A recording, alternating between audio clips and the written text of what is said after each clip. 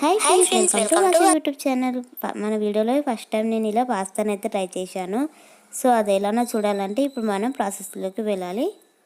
చూడండి, పాస్తాలు అయితే ఈ విధంగా ఉంటాయి, కానీ వీటిలో చిన్నవి ఉంటాయి, పెద్దవి ఉంటాయి. మేము ఫస్ట్ టైం ట్రై చేస్తున్నాం కదా, అందుకే చిన్నదాంతో ట్రై చేద్దామని చెప్పి చిన్నవి అయితే ట్రై చేస్తున్నాము.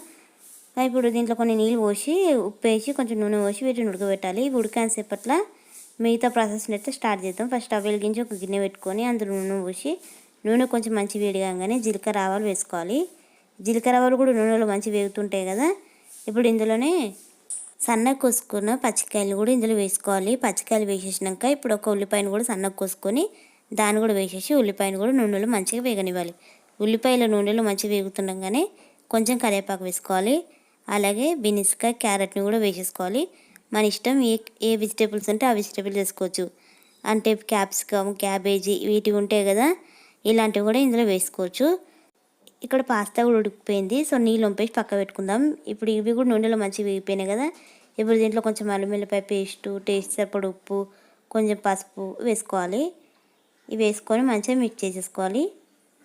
ఇలా అంతా మంచిగా మిక్స్ చేసుకొని దీన్ని ఒక 2 నిమిషాలు నూనెలో ఉడకనివ్వాలి. ఇది ఉడికేంత సేపట్లో మనం మిక్సర్ తీసుకొని అందులో ఒక చిన్న 2-3 టమాటాలు కోసుకొని పేస్ట్ లాగా ఇలా మిక్సీ పట్టుకోవాలి. ఇలా పేస్ట్ పట్టిన టమాటాని ఇందులో వేసేసాలి.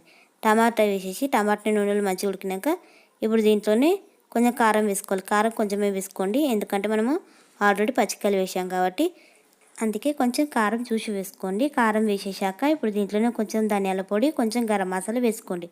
ఇవన్నీ వేసుకున్నాక మంచిగా బాగా మిక్స్ చేసుకొని ఒక 2 నిమిషాలలో ఉడకనివ్వండి. ఇలా ఉడికిపోయాక మనం ముందుగా పాస్తా ఉడికిపెట్టి పక్క పెట్టుకున్నాం కదా. సో పాస్తాను కూడా ఇందులో వేసేసేయండి. పాస్తాలోని నీళ్ళన్నీ వంపేయొద్దు, కొన్ని అడుగున నీళ్ళు అలానే పెట్టాలి. సో అలా పెట్టినాక ఇప్పుడు దీన్ని పాస్తాలో ఇలా వేసేసాక ఇప్పుడు ఈ మసాలా అంతా పాస్తా పట్టేలాగా బాగా మిక్స్ చేసేసేయండి. ఇలా మిక్స్ చేసేసినాక కొంచెం పాస్తా మసాలా కూడా వేయండి. పాస్తా మసాలా కూడా మనకు మార్కెట్లోనే దొరుకుతుంది. సో కొంచెం పాస్తా మసాలా వేసేసాక బాగా మంచి మిక్స్ చేసేసుకొని సర్వ్ చేసుకోవడమే. అంతే, చూశారు కదా, పాస్తా రెడీ అయిపోయింది. కానీ ఇంత చేసినాం కానీ పాస్తా మటుకు నార్మల్ టేస్ట్ అయ్యింది, మరీ అంత టేస్ట్ ఏం కాలేదు. మరి ఇందులో ఏం మిస్టేక్ అయిందేమో అంత అర్థం కాలేదు. సో మీకు ఏమైనా తెలిస్తే నాకు కామెంట్ చేయండి. ఈ వీడియో నచ్చితే ప్లీజ్ ఒక లైక్ చేయండి. Thanks for watching.